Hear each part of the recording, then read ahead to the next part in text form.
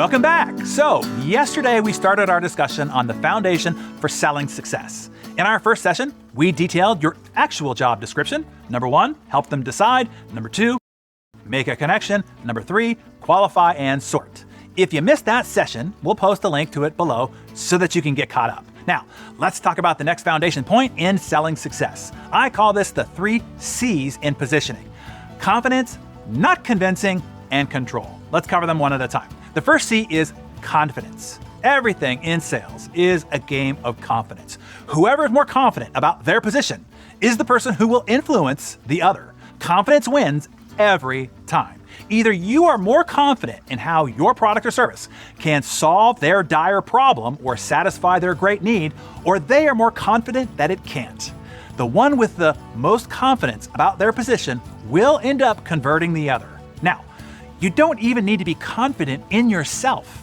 It most certainly helps, but it is not necessary. I have seen typically shy or timid people sell the hell out of a movie they loved. I had to go see, they said, or a book that they were crazy about, or a face cream that is simply amazing, they said, or a pair of shoes that I, quote, cannot live another day without, or a type of mayonnaise made from avocados, not canola oil, that is, quote unquote, a game changer, etc. What you have to be confident in is the product or service that you are selling. You have to believe in what you are saying wholeheartedly. You cannot be convincing if you are not fully convinced yourself. I'd go further by saying, if you don't actually authentically believe in what it is that you're saying and selling, then you are committing spiritual fraud by trying to do so. I suggest that you do something else. Communication is a transmission of energy. The reason why confidence persuades is it communicates an energy of conviction and certainty, and people want to feel secure in their decision, and your confidence and certainty signals that to them. To help you attune your confident energy, before you start communicating about your product or service, remember why you love it. Remember how it has impacted your life or the lives of those that you've helped with it. Claude Monet used to tell his students before they painted a flower to, quote unquote, remember the awe. Remember the awe that they experienced the first time they ever saw a flower. Have you ever seen a child discover a flower for the first time? Their awe and reverence is spectacular. That is the awe you want to bring to your sales conversations. That feeling will transmit and it will influence.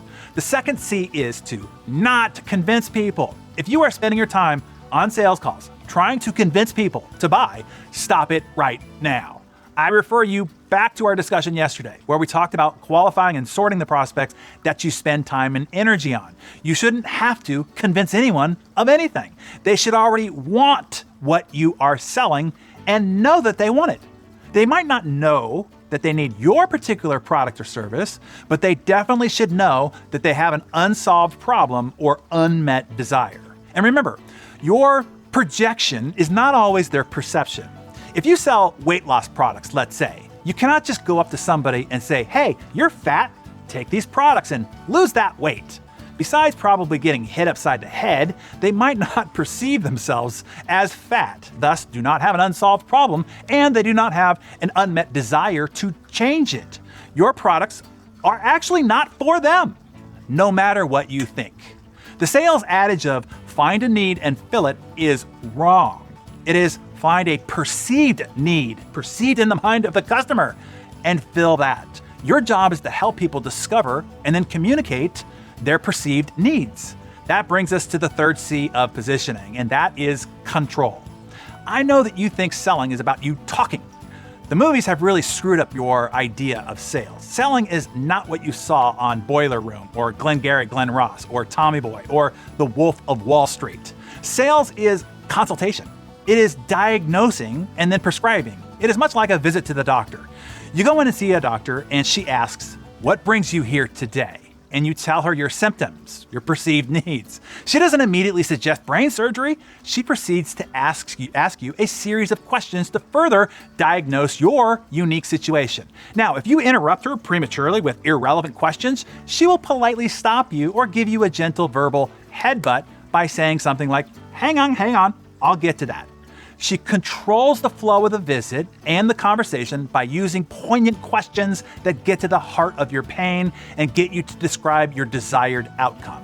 Only once, when she feels she has isolated the source of your problem, then she prescribes the solution and explains to you how it should work. This is all you're doing in selling. What most salespeople do is commit sales malpractice by prescribing before truly diagnosing or letting the patient dictate the office visit. My friend Bill McDermott, CEO of SAP, tells his team before they're going into any sales presentation, listen guys, as we go into this meeting, I want rabbit ears, not alligator mouths. Meaning, just shut up, listen to the customer, and control the conversation only through attentive questions. So, to review the 3 C's of positioning. Number 1, confidence is key. Remember your awe and bring that conviction to every sales conversation. Number 2 is not convincing. You are sorting, not convincing. You are looking to find those who know they have pain and that they want to go away or a desire that is unfulfilled. And number 3, control. Control the conversation through questions. Your job is to diagnose, never prescribe until you have a full diagnosis. So tell us, which of these 3 C's do you need to be better at? And tell us that in the comments below.